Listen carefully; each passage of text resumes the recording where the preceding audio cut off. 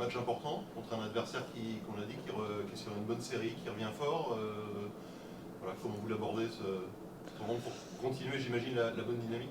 On l'aborde comme on aborde nos matchs ces dernières semaines, avec beaucoup de sérieux et de travail. Et on a surtout aussi beaucoup d'envie de bien faire, de continuer cette série qu'on encourt. Et on sait que ça va pas être facile demain, avec une équipe de Saint-Brieuc qui, sur les 11 derniers matchs, n'a que 2 défaites contre 2 grosses équipes. Donc ça va être un gros match pour nous demain et à nous de rester sérieux comme on a su le faire ces derniers matchs.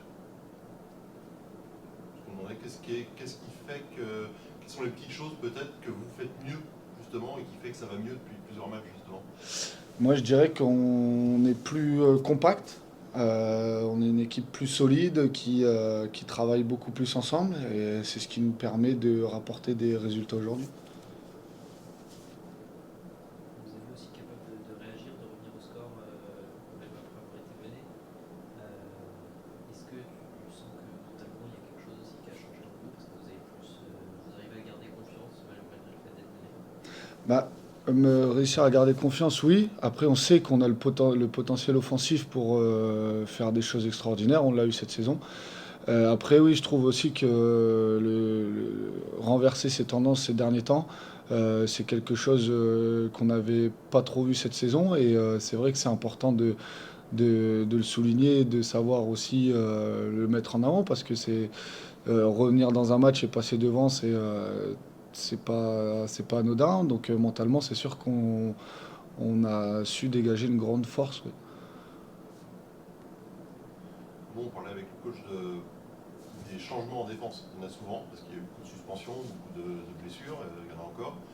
Il parlait du rôle du gardien, parce qu'évidemment, par rapport à la défense, vous êtes en constante relation.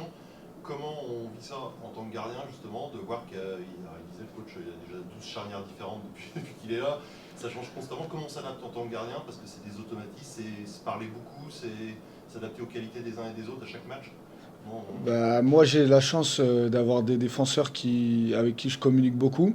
Donc, que ce soit Max, Harold, Théo, Lamine, enfin tous les défenseurs que j'ai en face de moi, on communique beaucoup. Et après, à l'entraînement aussi, on s'entraîne avec différents défenseurs. Donc, c'est là maintenant, ça va faire pas mal de temps qu'on bosse ensemble. Donc après. Oui, ça change sur le papier, mais en match, moi, je souligne pas ça et ça me choque pas plus que ça non plus de jouer avec une charnière différente chaque week-end parce que je m'entends bien avec tout le monde et on communique surtout extrêmement bien sur le terrain. C'est peut-être aussi parce que là, on arrive en fin de saison, donc c'est vrai que vous connaissez tous depuis le début de saison, à part ceux qui sont arrivés un petit peu au mercato, mais voilà, il y a des automatismes qui se créent avec les uns et les autres, mais c'est vrai que par exemple, une situation comme ça en début de saison, ça peut être plus compliqué quand on ne se connaît pas tous encore, ça peut être périlleux un peu. Bah, on l'a connu en début de saison. Ouais. On l'a connu en début de saison et c'est vrai que c'était pas pareil parce que, bah, comme vous l'avez dit, on se connaissait pas forcément trop.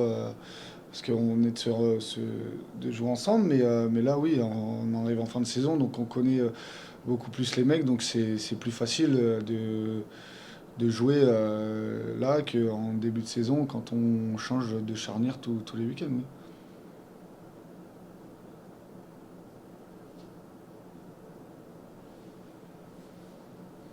C'est bon. C'est bon. Merci à vous. Merci.